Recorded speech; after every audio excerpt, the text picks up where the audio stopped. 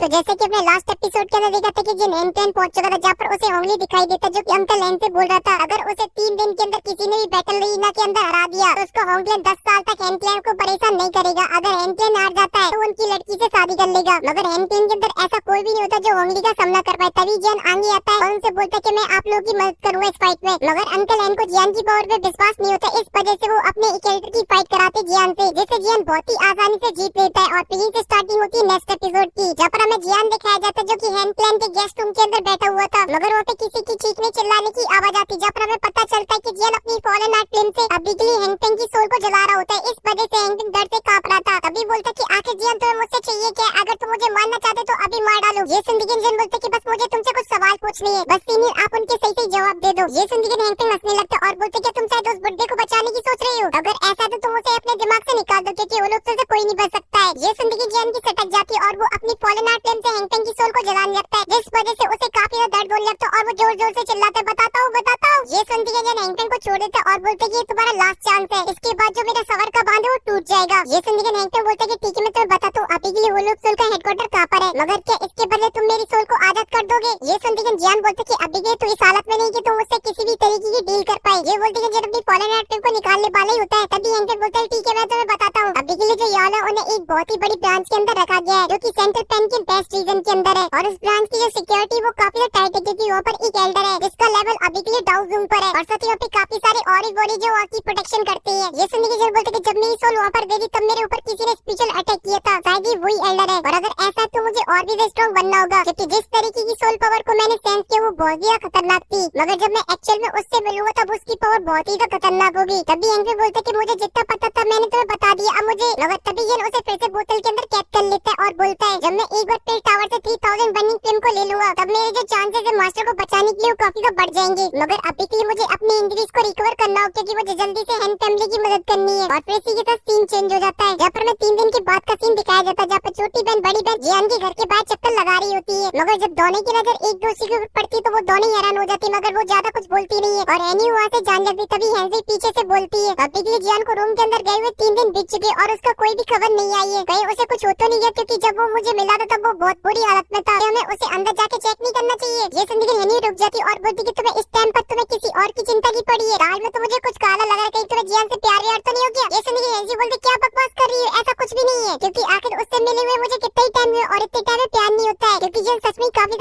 अच्छा लड़का है। मगर जियान जैसा लड़का हर किसी की किस्मत में नहीं होता है क्योंकि जियान खुद एक लड़की से बहुत ज्यादा प्यार करता है। ये सुनती हैंसी का मुंह लटक जाता है और बोलती है कि वो लड़की जियान की तरह सुंदर और टैलेंटेड है। ये सुनकर हैनी बोलती कि उससे भी ज्यादा क्योंकि जब इनर एकेडमी के अंदर कंपटीशन हुआ था तब वहाँ पे सेकंड पोजीशन वाले बंदे को उसने अपने से 10 अटैक के अंदर ही हरा दिया था और ऐसा जियान के लिए भी करना बहुत ही मुश्किल है क्योंकि वो जियान से भी छोटी है मगर उसका कल्टीवेशन जियान से भी ज्यादा है। ये सब सुनते कि छोटी और बड़ी दोनों अपने हथियार गिरा देती जियान को लेकर। मगर तभी जो जियान होता है वो अपने रूम से बाहर आ जाता और मस्त अंगड़ाई लेता है और जब हैंसी जियान को देखती तो काफी खुश हो जाती और बोलती तुम ठीक तो हो ना? मगर जियान आगे बढ़ती बोलती कि अभी के लिए टाइम हो चुका है चलो चलते हैं। मगर तभी हैनी बोलती कि तुम्हारी अभी के लिए चोटें कैसी है? तो जियान बोलती कि ऑलमोस्ट सही हो चुकी है, चलो चलते हैं क्योंकि हम लोग वैसे लेट हो चुके हैं और अंकल एन और बाकी के लोग हमारा इंतजार कर रहे होंगे। ये बोलते हैं वो तीनों वहाँ से निकल जाती है और फिर बैटल एरिया दिखाई जाती जहाँ पे दोनों के पीछे फाइट होने वाली थी, जहाँ पर अभी के लिए होंगक्लैन का लीडर होंगली पहुंच चुका होता है अपने सभी साथियों के साथ और वो अभी के लिए हैन फैमिली के आने का इंतजार कर रहे होते। तभी यहाँ पे अंकल एन भी पहुंच जाते हैं जियान और बाकी के लोगों के साथ। अभी होंगली बोलता कि मुझे लगा था कि आज यहाँ पे हैन फैमिली आएगी नहीं और खुद ही हार मान लेगी। ये सोचते कि अंकल एन बोलते कि लगता है शायद हैन फैमिली के लीडर कुछ ज्यादा ही सोचते हैं। मगर जैसा कि हैन फैमिली ने प्रॉमिस किया कि हम लोग 10 साल तक परेशान नहीं करेंगे अगर हम ये बैटल को जीत जाते हैं और आगे इतना बड़ा होंगक्लैन से हमें ऑफर मिलेगा और हम उसे रिजेक्ट कर दे तो ये तो हो ही नहीं सकता है। अभी हैनी जियान को बताती कि ये होंगक्लैन का लीडर। ये सुनने के जियान एक छोटी सी नोट कर दे। तभी होंगली बोलता है अभी के तुम जानती कितना कि मैं कितना दयालु, चिंता मत करो मैं कुछ ही देर बाद अपनी बहू को भी ले जाऊंगा अपने होंगक्लैन को भी बहुत ही प्यार से और साथ ही तुम्हारे हैंडक्लैन को भी संभाल लूंगा, इसलिए तुम बिल्कुल भी चिंता मत करो। मगर तभी वहाँ पे होंगचेंग आ जाता और बोलते कि पापा आप क्यों अपना टाइम वेस्ट कर रहे हो, जल्दी से इस फाइट को स्टार्ट करो। और ये बोलती वो अपनी थंडर देगी को निकाल लेता है और वहाँ से जंप मार देता मैदान में और पोज मारते हैंडक्लैन से बोलते कि चलो खेल स्टार्ट करते हैं। ये सुनकर नहीं बोलती कि अभी के लिए मैं तुम्हारी अपोनेंट नहीं हूँ बल्कि अपोनेंट तुम्हारा ये है। ये बोलती कि जिन आगे आ जाते जैसे देखती है होंगचेंग हंसने लगता और बोलता कि ये बंदी का पकड़ा तुम पकड़ लाए, मगर तुम्हें कोई बाहर का बंदा ला नहीं था, कम से कम कोई ढंग का बंदा तो पकड़ के लाते। तभी जियान भी मैदान में आ जाता है जिससे देख के सभी लोग हंसने लगते हैं और बोलते हैं ये लड़का तो एक नंबर का लल्लू है कि हमारे सीनियर को हरा सकता है, ये तो आज यहाँ पे बुरी तरीके से पिटने वाला है। मगर वहीं पे होंगली जियान को घूर घूर के देख रहा होता है और बोल रहा होता है कि हैन भी इतनी आसानी से कोई मामूली बंदे को पकड़ के तो नहीं लाई होगी क्योंकि ये बात कोई मामूली बात नहीं क्योंकि इससे उनकी पूरी क्लैन पे इम्पैक्ट पड़ेगा। मगर वो ऐसा सोच रहे होंगे इस लड़की की वजह से वो मेरी बेटी को हरा देंगे, तो ऐसा होना ऑलमोस्ट नामुमकिन है, क्योंकि मेरी बेटी को कोई भी नहीं हरा सकता है। तभी वो अपने पीछे बैठी हुई एल्डर से बोलते कि ये लड़की में इतनी ज्यादा दम है जो हरा सकता है मेरी लड़की को। ये सुनकर वो एल्डर बोलते कि तुम बिल्कुल भी चिंता मत करो, ये बिन नाइटिंग पर इंजर्ड डिसेबल है, इस वजह से सेंटर पेन के अंदर ऐसा कोई भी नहीं है जिसे टक्कर दे पाए, क्योंकि इसके पास हमारे क्लेम की 2 स्किल्स है। ये सुनकर होंगी बोलते कि जैसा कि आपने बोला तो ये डेफिनेटली ये लड़का आज यहाँ पर हारेगा, और उसके बाद मैं देखना चाहता हूँ हैंग फैमिली का उस टाइम कैसा मुंह बनता है। और फिर दोनों अपोनेंट एक दूसरे के सामने खड़े होते, तभी होंगचेन बोलता है लड़के तेरा नाम क्या था? ये सुन के जियान बोलता वैसे तो मेरा कोई नाम नहीं है, मगर आप जियान बुला सकते हो, मगर मेरे सामने जो खड़े वो तो महान हस्ती है, यंग मास्टर होंगचेन। ये सुनकर होंगचेन एकदम से जोश में आ जाता है और बोलता लड़के मुझे इस बात का बिल्कुल भी आइडिया नहीं था कि हैंग फैमिली एक नए बंदे को मेरे सामने आके खड़ा कर देगी और बोलेगी लड़ो उससे, मगर मैं फिर भी तुम्हें एक चांस देना चाहता हूँ, अगर तुम यहाँ से भागना चाहते हो तो भाग सकते हो, मैं तुम्हें बख्श दूंगा। ये सुन के जियान बोलते कि अब बकवास बंद कर और चालू कर फाइट को। ये सुन के होंगचेन भड़क जाता और बोलता है अगर तुम्हें मरने का इतना शौक है तो फिर मैं तुम्हें मार ही डालता हूँ, बस तुम बाद में मुझे ब्लेम मत करना। ये बोलते कि होंगचेन अपनी थंडर दोइकी को निकाल लेता, जिसे देखकर जियान बोलता है ये तो एक थंडर दोइकी है। तभी होंगचेन बोलता है कि लड़के तुम बिल्कुल भी चिंता मत करो, आज तुम मेरे हाथों से हार भी जाते हो फिर भी ये तुम्हारे लिए काफी सम्मान की बात होगी। ये बोलते कि वो अपने पैर जमीन पे मारते थे, जिस वजह से जो थंडर दोइकी होती है वो जाकर जियान को चारों तरफ से घेर लेती है। ये देखते कि नैन पेंडी के लोग काफी डर जाते, मगर तभी जियान बोलता है ओए लपक जमने से यंग मास्टर कोई ढंग की ट्रिक से वो यूज करिए, फालतू की बकवास मत कर। ये बोलती कि जियान अपनी दोइकी को रिलीज कर देता, जिस वजह से टेंशन की फॉर्मेशन भी नष्ट हो जाती है। वहीं पे होंगचेन ये सब देख के काफी ज्यादा हैरान हो जाता है और अपनी थंडर दोइकी को और भी ज्यादा निकाल देता, जिस वजह से उसके जो हाथ होते हैं वो थंडर पंजे के अंदर कन्वर्ट हो जाते हैं और उनसे वो जियान के ऊपर हमला कर देते, मगर जियान सही टाइम पे उसे डॉज कर देता है। मगर तभी होंगचेन कहते नहीं जियान के ऊपर अपने पंजों से हमला करने लगता है, तो जियान भी उसके सभी हमलों को बहुत ही आसानी से रोक देता है और उसके ऊपर भी हमला करने लगता है और लगे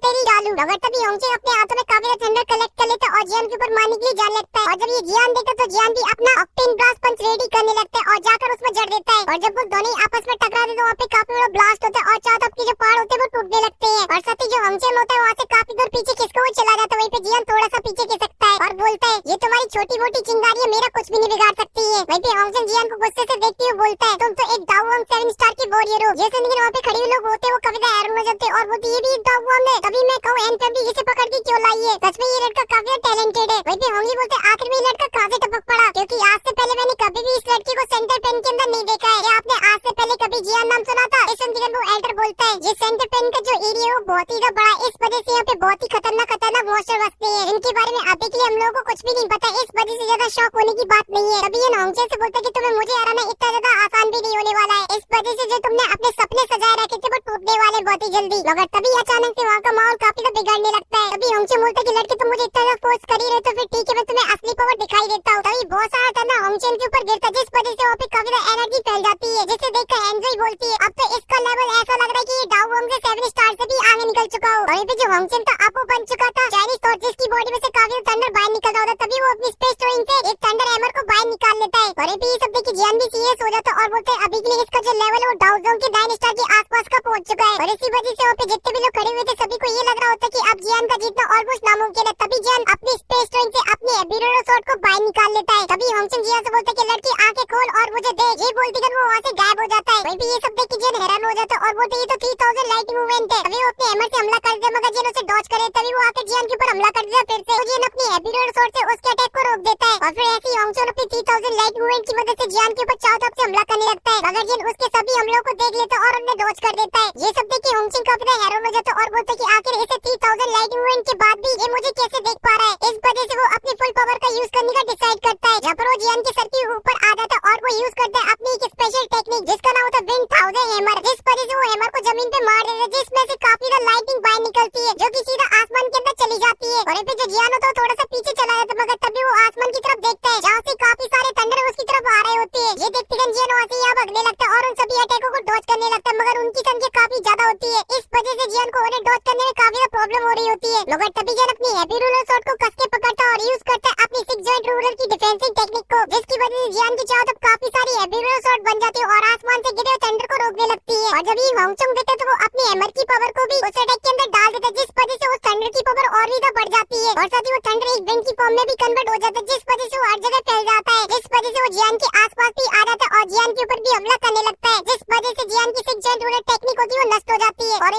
ये सब देख के जियान काफी हैरान हो जाता है और बोलता है ये थंडर तो एक विंड की तरह अटैक कर रहा है, मगर साथ ही जियान ये भी जानता था कि होंगचेन इसे कंट्रोल कर रहा है, इस वजह से जियान अपनी फायर स्पीड सुनामी को बनाता है और होंगचेन के ऊपर उससे हमला कर देता है। तभी वो अटैक जाके सीधा होंगचेन में लगता है, जिस वजह से वहाँ पे काफी बड़ा और जो होंगचंग का अटैक होता है वो भी नष्ट हो जाता है। मगर अभी के लिए होंगचंग को इससे ज्यादा कुछ नहीं हुआ। तो मगर वहीं पे जो जियान था वो अपनी एबिलिटी शॉट को जमीन पे खिसकाते हुए आगे की तरफ बढ़ता जा रहा होता है और बोलता है कि अभी के लिए जो तुमने टेक्निक को दिखाया वो सच में काफी कमाल की थी, मगर तुम्हें ऐसा लगता है कि ये सिर्फ तुम्हारे पास है तो फिर मैं तुम्हें कुछ दिखाना चाहता हूँ। ये सुनकर होंगचंग को काफी गुस्सा आता है, मगर तभी जियान अपनी ग्लेस फ्लेम को बाहर निकालता है और बोलता है 3 मिस्टीरियस चेंजेस। ये बोलती है वहाँ पे काफी ज्यादा फ्लेम कलेक्ट होने लगती है। ये सब देख के सभी लोग काफी हैरान हो जाते हैं और ओंगली बोलता है तेरी एबली फ्लेम, आखिर ये लड़का आया कहाँ से इतनी खतरनाक पावर को रखने वाला। और अभी जियान 3 मिस्टीरियस चेंजेस यूज करने की वजह से डाउ वांग की पीक पे पहुंच जाता है। इसी वजह से उसकी जो सोल थी वो एक स्पेशल वर्ल्ड के अंदर चली जाती है। जैसे देख के जियान बोलता है अगर मेरे पास 2 और चेंजेस होते तो मैं उनकी मदद से डाउ जोंग के अंदर ब्रेक थ्रू कर पाता, अगर मुझे किसी भी कीमत पे वो बाकी के चेंजेस पे जोड़ने होंगे। वहीं पे होंगचंग जियान को गुस्से से देखते हुए बोलता है कि ये कुत्ता तब से अपनी पावर को छुपा रहा था। वहीं पे अंकल एन तो ये पावर को देख के खुश हो जाते और बोलते क्या ही लड़का पकड़ के लाई हो एनी, मजा आ गया सच में, ये तो एन पे दिख रहा एकदम फरिश्ता है। तभी एनी बोलती कि जब हम लोग जीना एकेडमी के अंदर थे तब इसने डाउ वांग के होने के बावजूद भी एक डाउ वांग की बॉडी को हरा दिया था और उस टाइम को अभी के लिए काफी का टाइम बीत चुका है। इस वजह से इसने काफी और भी तरक्की कर ली है। इस वजह से अब होंगचंग का बाप भी आ जाए तो भी जियान को नहीं हरा सकता है। वहीं पे जिन अपनी आंखें खोल लेता है और होंगचंग से बोलता है ओए लपक जंगू अभी भी तू आगे आ जा और पहले हमला कर ले। वहीं पे होंगचंग बाबला हो जाता है और बोलता है कि मैं मान ही नहीं सकता हूँ बैंक यूनर के अलावा मुझे कोई हरा दे। वहीं पे ये सुन के जियान की सटक जाती है और अपनी एबिलिटी शॉट से उसके ऊपर हमला कर देता है, मगर वो अपनी लाइटनिंग मूवमेंट की स्पीड से डॉज कर देता है, मगर तभी वो पीछे से जियान के ऊपर हमला करता है तो जियान उसे अपनी एबिलिटी शॉट से रोक देता है और फिर उसके ऊपर एक हमला कर देता है जिस वजह से वो थोड़ा सा पीछे खिसका हुआ चला जाता है। मगर तभी जियान फिर से उसके ऊपर जाता है और अपनी एबिलिटी शॉट से उस पे लगे तेरी बजाने लगता है और उन दोनों के बीच में तड़ातड़ फाइट होने लगती है। मगर तभी जियान को एक मौका मिलता है और उसमें पाम अटैक जड़ देता है जिस वजह से उसके मुंह से खून निकल आता है और वहाँ से काफी दूर जाके गिरता है और उसकी हालत काफी खराब हो जाती है। तभी जियान उससे बोलता है अब भी खड़ा हो जा और फाइट कर जब तक मैं तुझे मार नहीं डालता हूँ। जैसे ही होंगचंग फिर से खड़ा हो जाता है और जियान से बोलता है जियान तुम पहले वो इंसान हो जिसने मुझे इतनी बुरी तरीके से पीटा है, इस वजह से मैं किसी भी कीमत पे मैं तुम्हें इसका सबक सिखा के रखूं चाहे मुझे इसके बदले अपनी जान क्यों न देनी पड़े। ये बोलते वो फिर से अपनी हैमर की थंडर पावर को एक्टिवेट कर देता है जिस वजह से वहाँ पे काफी सारा थंडर आ जाता है जो कि होंगचंग की हैमर के अंदर चला जाता है और फिर वो जियान के ऊपर एक फॉर्मेशन को बना देता है और उससे हमला करता है 1000 हैंडिंग हैमर से जिस वजह से आसमान से काफी थंडर की बारिश होती है जो कि पूरी फाइटिंग अरीना को भी तबाह कर रही थी। ये सब देख के जियान भी हैरान हो जाता है। तभी यहाँ पे काफी बड़ा ब्लास्ट होता है। ये सब देख के सभी लोग हैरान हो चुके थे। होंग फैमिली के लोग काफी खुश हो रहे होते हैं और यहाँ पे जो होंगचंग था वो अभी के लिए कुत्तों की तरह हाँफने में लगा हुआ होता है। तभी अचानक से नीचे से आवाज आती है और बोलता है तुम्हारे पास तो काफी सारी दो स्किल्स है मगर फिर भी झेलो तुम मेरे लास्ट अटैक को। तभी जियान यूज करता है अपनी 6 जॉइंट रूलर की अटैकिंग टेक्निक को जिस वजह से जियान की बॉडी में से काफी सारी लावा की बॉडी निकलती और जाकर होंगचंग में दमादम